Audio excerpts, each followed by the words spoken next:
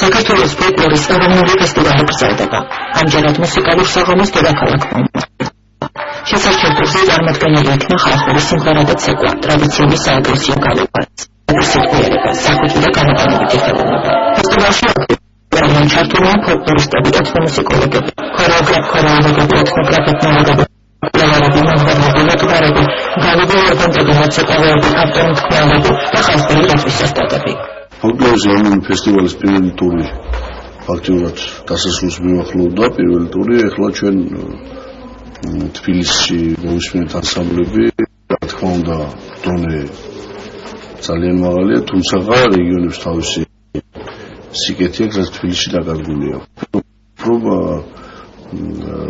საერთოდ იყო საკმაოდ ამოუფილებელი ეს პირველი ტური და ვემზადებით მეორე ტურისთვის წინ ძალიან დიდი ესეთი სამუშაოები ველოდება.